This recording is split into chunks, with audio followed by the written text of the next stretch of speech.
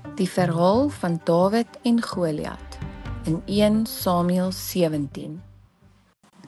Lank gelede in die land van Israel was 'n groot geveg op die punt om te begin.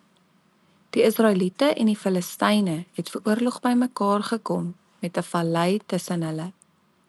Onder die Filistyne was 'n reus met die naam Goliat, 'n kryger langer en sterker as enige man.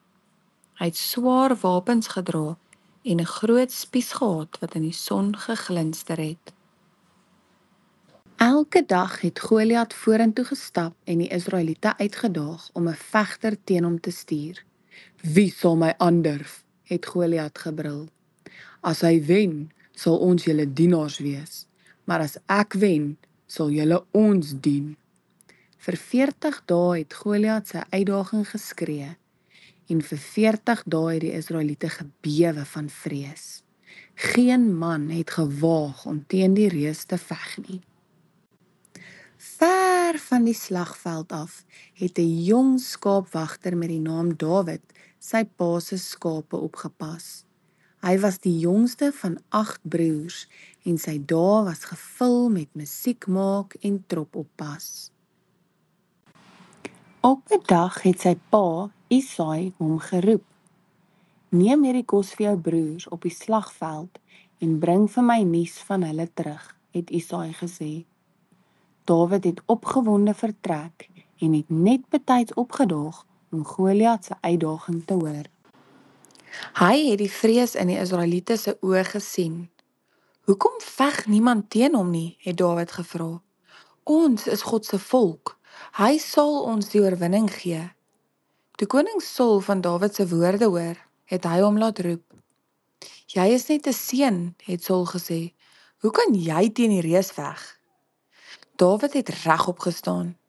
"Ek het leeu's en bere geveg om my pa se skape te beskerm.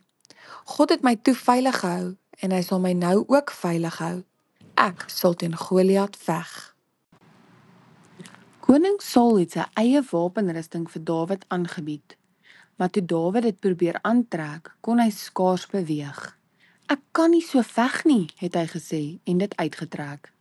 In plaas daarvan het hy sy herderstok gevat, 5 gladde klippe uit die rivier opgetel en dit in sy sak gesit. Met sy slingervel in die hand het hy die slagveld betree. Goliat het gelag toe hy die seun sien aankom. "Is ek 'n hond dat jy met stokke na my toe kom?" het hy gespot. "Kom hier en ek sal jou vernietig." Maar Dawid het vasgestaan. "Jy kom na my toe met 'n swaard en 'n spies, maar ek kom na jou toe in die naam van die Here. Vandag sal hy jou in my hand gee." Dawid het 'n klip uit sy sak gehaal en dit in sy slingervel geplaas. Hy het dit rondgeswaai en met groot krag losgelaat. Die klip het deur die lug gesweef en Goliat reg op die voorkop getref. Die magtige reus het gestruikel en met 'n harde slag op die grond geval. Die slagveld was doodstil. Dawid het na Goliat toe gehardloop, sy swaard geneem en die stryd beëindig. Die Filistyne het gevlug toe hulle sien dat hulle kampioen verslaan is. Die Israeliete het gejuig want hulle het geweet God het vir hulle die oorwinning gegee. Daardie dag het Dawid, die jong skaapwagter, 'n held geword. Hy het geen swaard, geen wapenrusting en geen gevegservaring gehad nie, maar hy het geloof in God gehad en dit was genoeg om 'n reus te oorwin. Dawid sou later Israel se grootste koning word, maar sy storie het begin as 'n seun wat geglo het dat geen vyand te groot vir God is nie. Die les van Dawid en Goliat herinner ons daaraan dat ons met geloof, moed en vertroue in die Here enige uitdaging kan oorkom. Maak nie saak hoe onmoontlik dit lyk nie. Die einde.